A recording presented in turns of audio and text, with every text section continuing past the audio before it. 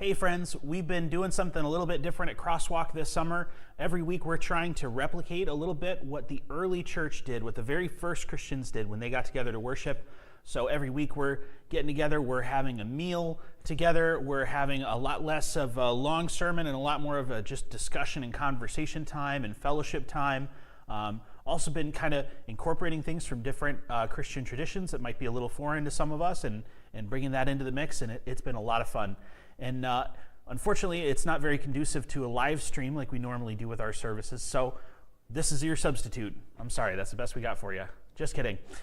What we want you to do, if you're watching this, is we want you to participate with us by proxy. So wherever you're at, we're putting in the description, you're going to see some discussion questions. I want to invite you to watch or listen to this, and then to take those questions, see if you can grab somebody to join with you, or if you absolutely can't, just do it between you and God, but go through those discussions and talk through those together, dig into God's Word together as we get together here and worship and fellowship and dig into God's Word together.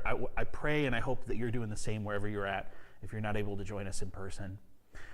Well, each week of the summer, we're focusing on a different aspect of what the church is, what the church is all about. What is the purpose of church? What do we as the church do? And this week, we're focused on generosity. From the very beginning, from our roots as Christians, as followers of Jesus, generosity is in our DNA. It's in the very origins of this whole movement that we call Christianity today, that we call the mere thing of having faith in Jesus and following him and committing our lives to him. And so it's crucial. It's something that needs to be a part of our daily walk, our day-to-day lives. And so this goes all the way back. God has always cared about generosity, all the way from the beginning. We see throughout the Old Testament, you see different times in Genesis where Abraham or Isaac or Jacob in particular will show generosity, or they'll give, like Abraham giving 10% to Melchizedek. We see things like that happen. We see this desire to not so much to be financially dependent on others, but rather to have resources in order to bless others. We see that from early on in the Bible. We see in the time of Moses when God gathers the Israelites at Mount Sinai and gives them the law and makes the covenant with them, that part of that is this attitude of taking care of each other. We see commandments such as, if you're harvesting in your field and do you really need to get exactly the whole corner? Why don't you just leave a little corner? Why don't you leave a little section untouched as you're harvesting your grain, so that widows and orphans in the community or foreigners who don't have the family support and the built-in connections that come with being a local, whoever it might be, that they can come by and they can pick from that, right? That they can glean from you, right? We see this kind of pattern, just this idea that you own what you own, but you should be generous and you should help those in need when you can, right? That you should be responsible for other people. If you're responsible for finances, then you're responsible not just for how it affects you, you're responsible for other people. We see that throughout. And along with that, we see God establishing, in the book of Exodus and Leviticus, Numbers, Deuteronomy as well, God establishing this system involving the tabernacle and later the permanent structure known as the temple, where the idea is that you're going to have this whole tribe of the 12 tribes of Israel. You're going to have the Levites who are exclusively responsible for the temple. And within that tribe, descendants of Aaron are the priests in that temple. And the rest of Israel is supposed to support financially this one tribe to contribute to them, and that is what they're supposed to live on, so that their full-time work can be running and maintaining the temple. Because there's a lot of logistics to that. You got to think about, just basic setup and tear down is with the tabernacle as it's moving around. You got to think about maintenance. You got to think about offering the actual sacrifices like the priests do. That's animals, and that's grain, and that's incense, and other things like that, right? You got to think about security, right? You got to think about musicians. There are all these different functions within the temple, and hey, that's time consuming. Who has time to do all that if they have to work to support their family? Well, let's have all the other Israelites contribute. As Israelites come to the temple, to the tabernacle, what they're supposed to do is offer sacrifices. They're supposed to offer an animal or a grain offering or an incense offering or what have you.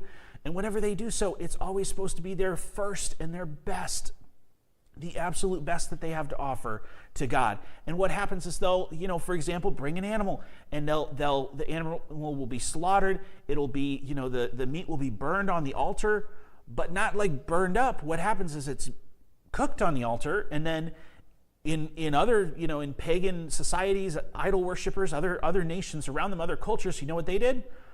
They cooked it on the altar as like an offering to the gods, and really believed they were feeding the gods. But then they would go and sell it, or the priest would eat it or something like that, and people would actually eat it. They'd have a barbecue, They'd go and cook this meat, this animal, but then people would eat it, right? And there was hypocrisy in that. Sometimes in different practices that they were pretending, no, the gods ate this, and really it was just people that ate it, right? But in God kind of takes that, but he adapts it, and he never says, hey, I need the food. You're not offering me the sacrifice because I'm hungry. I don't need it. You're offering it because it is necessary within our relationship for you to see your possessions as not belonging to you, but that everything you have is something I gave you. And as a recognition of that, of your trust and recognizing how much you depend on me, I want you to offer me your first and your best of everything that you have, right? And along with things, atonement for sin and other purposes with sacrifices, that was a big part of it. Of the fundamental idea is just, you need to recognize that you're dependent on me, God, to provide for you, and you need to trust me, and you need to demonstrate that trust by trusting me that when I say I want the first and the best of what you have, that you're not going to go hungry. That if you honor me, I'm going to take care of you, right? And so we see this theme throughout. We see an emphasis throughout the Old Testament on generosity, on providing for those in need. We see in the prophets a big concern for orphans and widows being neglected and abused, for just in general, wealthy and powerful people taking advantage of and harming poorer and more disadvantaged and needy people in a variety of ways. We see that throughout the Bible, that God does not take kindly to that.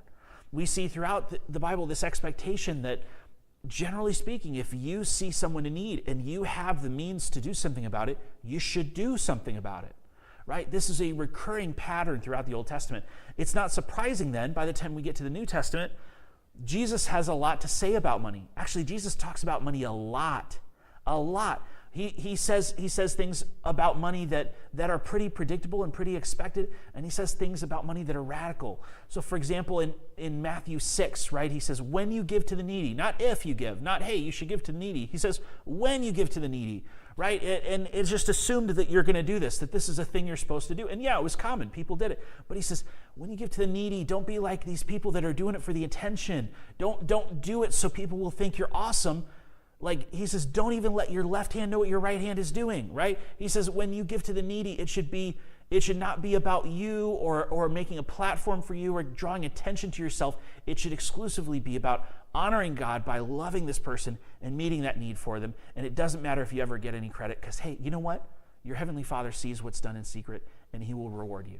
So instead of settling for this mere, earthly praise that you'll get from people, settle for the fact that God thinks it was great that you did that. That is plenty. That's all the reward you need. And actually, your reward in heaven will be much better, right? Whatever that means on a specific level.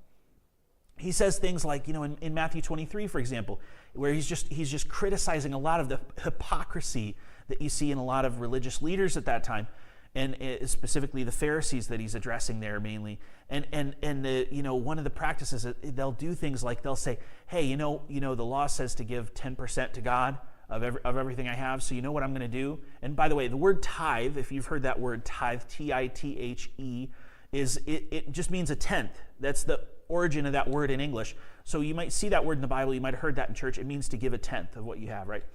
So he's addressing these people who faithfully give 10% of everything they own, right? And down to such minute detail that they're thinking like, it's not just about money. For us today, it's mainly, most of us just we get a paycheck, right, for our work, and we convert that money into the goods and services to meet our needs, right? Back then, it's a lot more of less about money. Money is definitely there, but it's more about the tangible things, right? So you, even if you have monetary income, you probably grow some food that you eat. You probably own some animals, right, as a source of food or other things too, right, or transportation or what have you. So your life is a little more diversified in that sense. And so these people were saying, literally down to the point of, when I give God my 10%, I even include, I grow like some herbs and spices in my garden, and I give God 1/10 of all of that. And they're like, wow, okay, what a big deal. And then at the same time, Jesus says, you have people doing that, and at the same time, you know what they're doing? Their parents are aging and need financial support, and they, and their parents need their help. And in that society, it's a really big deal that the head of the household, the firstborn especially, is responsible for the whole household, including their parents as they age and things like that. And Jesus says, you have people who are absolutely going out of their way to make sure even my little herb garden, even any little leaf of, if I get one leaf of mint, I'm going to chop off 10% of that and give it to God, right? But my parents are in need. And when they ask for money or they need some kind of help, I say, oh, I'm sorry, I would have given you some money, but actually that money was set aside for God, right? And he's not talking about like setting aside money for God that's a bad thing, but like you'll go to that minute detail for a mint leaf, but your own parents are aging, are dying, and need financial support, and you won't lift a finger to help them, right? Jesus is highlighting the hypocrisy in that. Jesus has a whole lot else to say about money. He at one point he even says that, like, he uses money frequently as like a metaphor for other things, right? He'll tell a parable about two people that are forgiven a huge financial debt, right? One bigger than the other, and who's going to love God more, right? He uses parables like the parable of the talents, right? Or a talent being a unit of measure for a precious metal, right? And using that as an analogy for basically that which God has entrusted to you, that you should be faithful with it, including money, but beyond just money, right? So he uses money frequently. He talks about it a lot, and he uses it frequently as a metaphor. And the message is always the same: is generally speaking, a few basic principles. You should always trust God to provide for you, right? Jesus, like he says in Matthew chapter 6, he says, look at the birds. Do the birds have a bank account? Do they have a savings account? Do they have a 401k? No, but God provides for them. I'm not saying you shouldn't have those things. I work in a bank, right? But he says you shouldn't put all, you don't need to worry. You don't need to worry. This anxiety about what's going to happen to me, and seeing money as the answer to that. He says that is so unhealthy. That is so against the way God designed us to live. All you need to do is just trust God. You know what? You don't see birds storing away in barns, and guess what? They always have enough food. They're fine, right? And Jesus is just making the point that we can trust God to provide for us. He makes a point in that same section that like, who among you, if you're a father, right, and your kid asks for food, you're going to give him a snake, right, or a rock or something like that? No, that's ridiculous. Even the worst dad in the world wouldn't do that, except maybe as a joke. You know how to take care of your kids. You know how to give good gifts to them. Why don't you think God would do the same for you? So number one is we need to trust God, that God can provide for us. That's a recurring principle we see. Number two is we need to be generous. We need to see the resources we have not as, this is for me, this is for my financial security, this is to make me feel better about things, this is to give me comforts and luxuries. No. The purpose of the resources you have are so that you can serve God and so that you can serve other people. That when you see people in need, your instinct should be to help them, right? And that along with that, a lot of why we don't do that is because we think, well, I don't have enough. And Jesus emphasizes again that whole point of trusting God, right? There's this moment, for example, where Jesus is in the temple and he sees people coming and bringing their offerings to God. And he sees some people are bringing large amounts of money. And then there's this widow that comes along and all she has is 2 little coins and she puts them in there anyway. And Jesus says, that woman gave more than everybody else combined. Why? Because that's all everybody else, they gave a lot, but they gave out of their abundance. They gave what they didn't need, right? They're going to be just fine. Even though they gave a lot, they had a lot that they could give before it's going to hurt them, right? She gave everything she had, even if it wasn't much. To her, it was everything, right? So there's this emphasis that your generosity should not should not be hindered by a fear, by an anxiety that you're not going to have enough. Should you be responsible? Yeah. I mean, like if you got a family to support and you're like giving all of every paycheck to the first person you see on the street asking for money or something like that. I mean, there's a time and a place where that's not a bad thing to do, but there's a time and a place where that's not a very responsible thing to do. That, good for you for loving the stranger, but why don't you love your own family? There's an argument to be made on both sides, but the point stands. The general idea of it is you should not hesitate to give out of a sense of fear, out of a sense of generosity, or out of greed, out of a desire to have more for yourself. You should be generous and see what you have not as for the purpose of serving you, but for the purpose of serving others. Right? And the third thing, and this goes right along with it, is Jesus had a lot to say about greed. He had a lot to say about greed.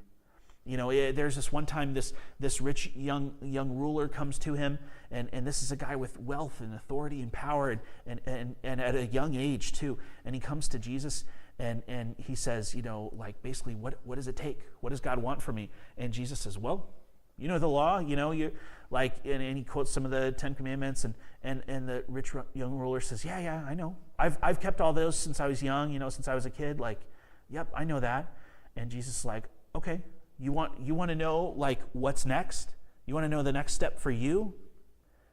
You've got a lot of resources. I want you to sell everything you own, give all the money to the poor, and then come follow me. Not just do that. I want you to do that and then come follow me.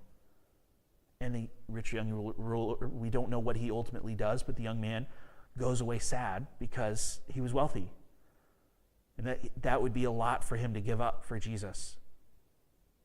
And Jesus tells his disciples in that moment, he says, I tell you what, it is easier to get a camel to go through the eye of a needle than for a wealthy person to enter the kingdom.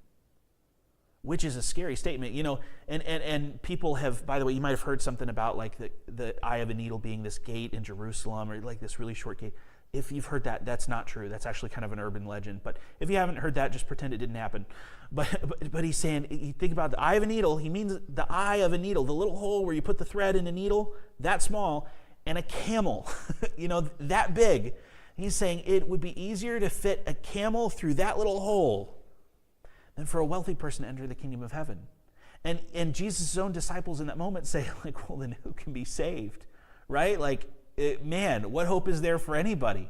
Right? And the lesson here is, again, it comes back to a dependence on God. Jesus says, with man this is impossible, with God all things are possible. Right? That it's not about me and what I can accomplish, it is about my trust and reliance on God. So, Jesus wants us to trust God with our resources, with our money. Jesus wants us to be generous. And Jesus wants us to not be attached to wealth, to not be attached to not think, this is what's going to solve my problems, this is what's going to make me happy, this is what's going to bring purpose and meaning to my life. This is, that's making money your God. Right? That's making comfort or pleasure or happiness your God. That's making, your anxiety that makes you worry about the future and the only solution is to have money. You're making anxiety your God. And your only God should be God. So trust God, be generous, and don't be greedy. Don't be attached to that money. Don't give it undue importance. It's necessary. It's part of life. My body doesn't always work the way I want it to, but you know what? I'm stuck with it. And I need to make the most of it, and I need to be responsible with it. At the end of the day, the most important thing is not so much the shape my body is in, because it's going to die someday anyway, but someday I'm going to live forever with Jesus, and it won't matter, right? In the same way with our money, there's going to come a time where it's just not going to matter anymore. What's done is done, and who cares? It's irrelevant at this point. But in the meantime, let's be smart with that. And being smart with it doesn't mean being selfish with it. It means trusting God. It means being generous. And it means not holding onto it with a tight fist, right?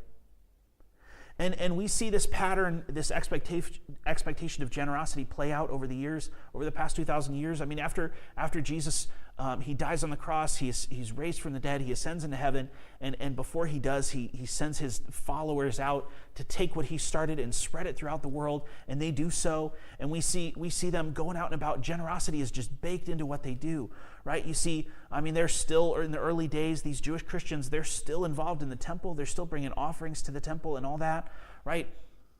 As they go, they start forming this community where anytime somebody in the Christian family and in the local church family has any kind of need, people are just stepping up and contributing to it. You even have people selling off real estate for money to give to other people in the church family to take care of them and look out for. We actually see some of the first issues in the early church that they dealt with were things like, insincerity, where somebody's lying. They're trying to make themselves look good by their giving, but they're not being honest about what they're doing. They're lying to God and lying to everybody else so that they'll look good, right? You have people, concerns where like, hey, we're collecting money to take care of like the widows, who just in that society don't have a lot of options financially and to make a living. And so, we're trying to take care of the widows in our Christian community, and some of them are getting overlooked, and there's some racial things there, right? We see those are some of the first tensions we see over and over. I don't know if you've ever noticed this, if you've spent a lot of time reading the Bible, if you've spent time reading Paul's letters, something that might be easy to overlook is those, especially at those last chapters where he's like greeting specific people. You'll also find over and over that everywhere Paul goes, he's collecting money. He's very often appealing to, as he's writing letters to these Christians, to churches that he started, he's asking them for money. He says, hey, next time I come, or so-and-so's on their way, I want you to take up an offering, and we're going to take it to the folks over here. And he's raising money from them to support each other when they have needs, right? We see this kind of thing over and over in the book of Acts and throughout the New Testament letters. We see this emphasis on generosity. We see this thing start to happen where you have people like the apostles, like Paul, and like others who kind of have made it their full-time job to travel around telling people about Jesus and starting new church communities wherever they go.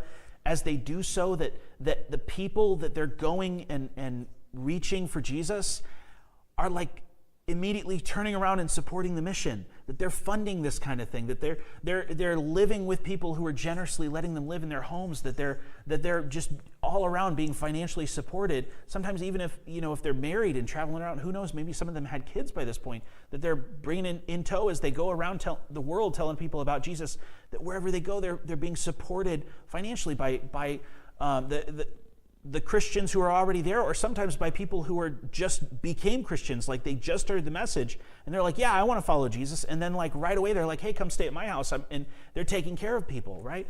And so we see this start to develop, and we have other early writings like this guy named Justin Martyr who talked about, a couple centuries later, wrote about what it was like in the early Christian worship, in that he was a part of. And one of the things he mentions is that every week when they gather to worship, they take up an offering, and that money is then distributed to those in their community who are in need. And we see this over time, developing of norms and different practices and traditions around it over the past couple thousand years. That there's been this focus on generosity within Christianity, but very often it's centralized, which is just, it's one approach to it. You can give money generously to whoever you want to. We can also pool our money together, and somebody can be responsible for making sure it's used wisely. There's ways to do that, but we see different ways start to develop. We see the rise of Christians invented the orphanage, invented the hospital, invented the public school, things like that, where we can all contribute our resources to help those who don't have this particular thing on their own. We can create a way, like we can generously provide for them. We see it become institutionalized, where you'll say, here's kind of the overall church leadership, and so everybody bring your donations, bring your generous contributions, and let's pull them all together, and it's going to support everything we do as a church. And maybe we start to see after the earliest that we have archaeological evidence of a church building is at least a couple hundred years after the time that Jesus was on earth, right? And it may have been earlier, we just don't have evidence for it. Before that, it seems like they generally met in people's homes, or just whatever space they could maybe rent. But over time, it becomes more and more normal for churches to have a building, right? And we get to the 21st century, and well, now we got to have heat and AC, right? And we got to have electricity, and we got to, it's just the kind of the expectations are raised there. Well, okay, that stuff costs money. Oh, we got to have indoor plumbing. We got to have toilet paper. We got to, and I'm all for having those things. I'm not saying that as a criticism. I'm just describing what's there, and I'm perfectly in favor of us having indoor plumbing and toilet paper in a church building. I think we should consider that the bare minimum here, along with a roof over our head. Right, but you see the money being used in different ways and in facilities and providing buildings and spaces that we can use for different ministry functions. Over church history, we've seen money being used to support different Christian causes, different missions. Maybe there's somebody who's going to travel to another part of the world and they're going to serve people there. Maybe they'll meet physical needs. Maybe they'll just share the message of Jesus. Maybe they'll start a church or what have you, right? And Christians around here, we're going to support them. We're going to raise some money and support them in what they do, right? We see various ways that Christians over the years have found to be generous, and just as we do local ministry and the costs that just inherently come with that, we all just kind of pool our money together, pool our resources, and that money is used in a variety of ways. All that to say, there's a lot of ways to carry this out. There's a lot of ways for us as a church to carry this out. There's a lot of ways for us as individuals to carry this out.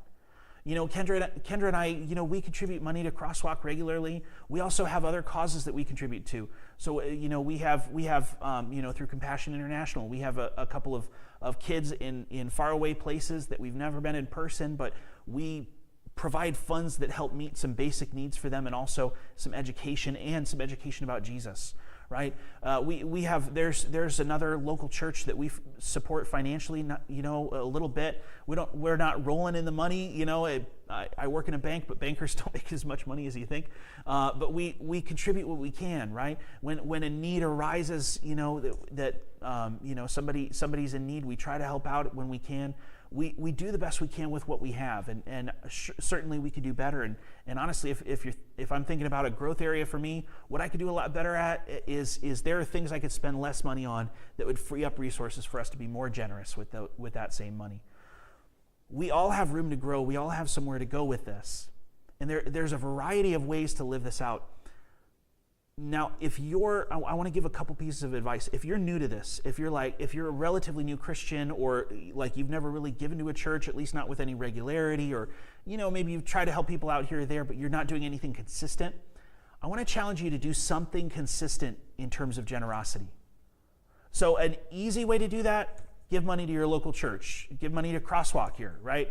We have a variety of ways to do that to make it convenient. You can text it. You can do it online. At the end of this video, we're going to put up a little visual that shows different ways you can give to Crosswalk if you want to. If you feel led to, please do. There are other causes that you could support, either on a one-time or a consistent basis. But I want to challenge you, if this is something you haven't done yet, I want to challenge you to make generosity a consistent thing in some form. And that could be contributing to a local church, especially, hey, if you're part of a local church, somebody's paying the light bills. If you're coming in and using the lights, you should be helping to contribute to that if you can, right? To the extent you can. Everybody has a different level of income, and some people can contribute more than others, and that's fine. It's not about quantity, it's about quality.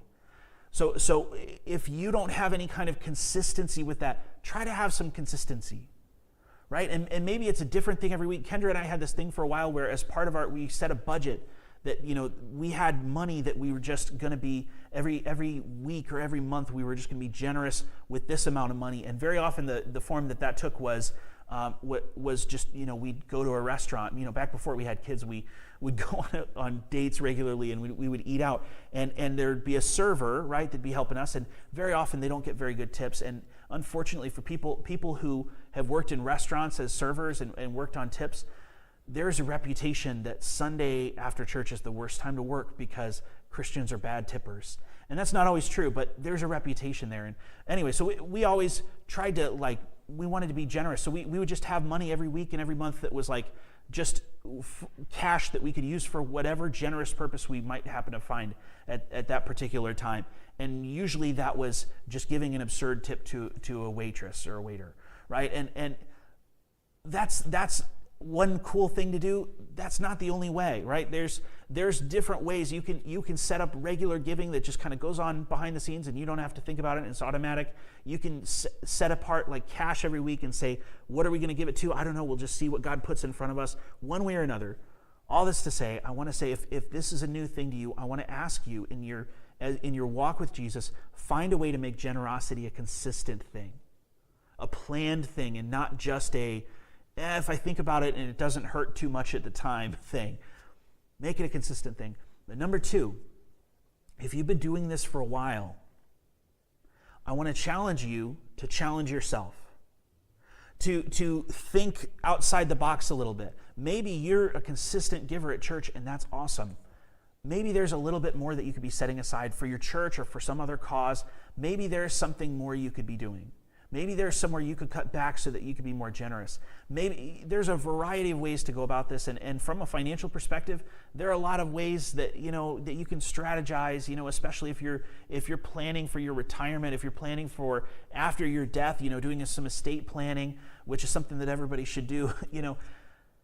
Think about generosity, incorporate generosity into that.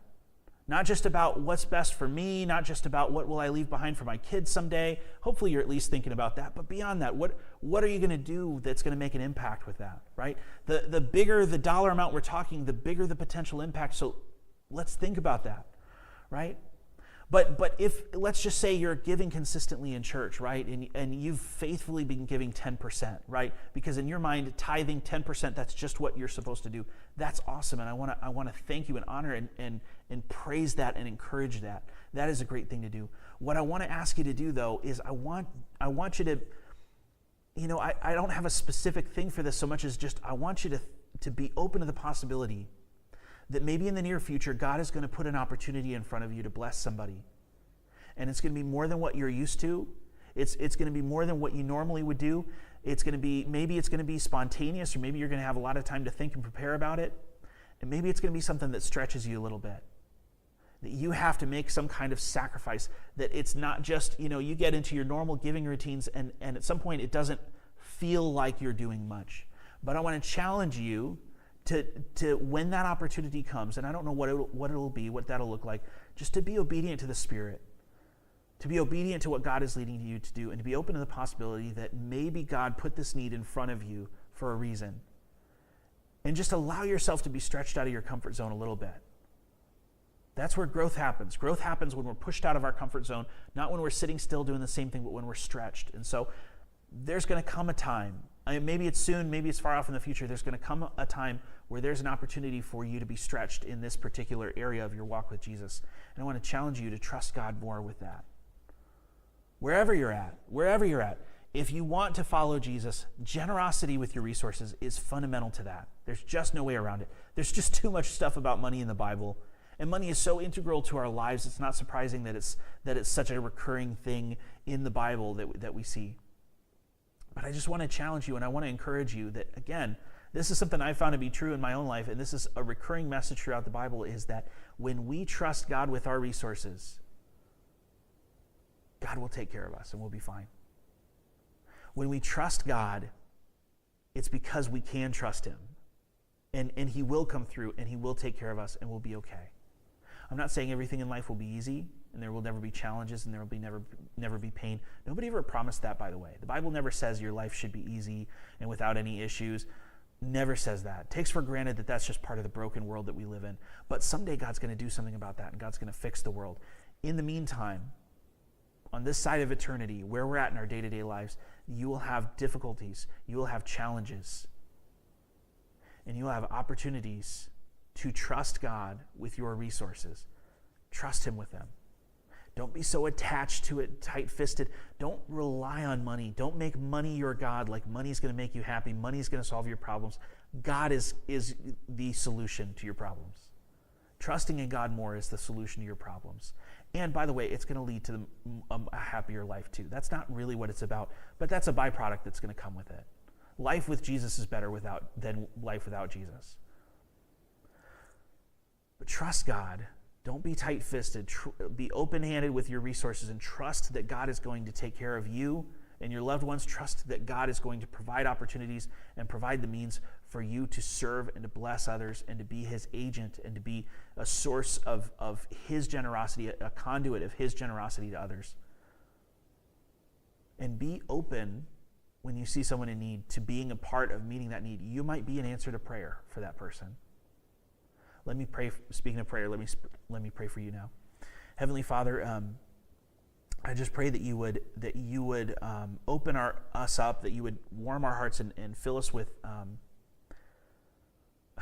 just with a generous attitude, a generous spirit, that we would not be so attached to our resources, that we would not be trusting in them or relying on them for our happiness or our security, God, but that we would trust you to be our God and you alone. God, that we would be eager and enthusiastic to share our resources generously with others and to be your means of meeting the needs of other people and answering prayers. Lord, I pray that you would show us that you're trying to grow us and stretch us and help us to know you more and to be more like Jesus in this area. God, I just pray that you would reveal that to us, to everybody watching and to listening and to myself too, Lord. I pray that you would reveal that to us, that you would challenge and encourage us and lead us in the direction you want to lead us. We pray all this in Jesus' name. Amen.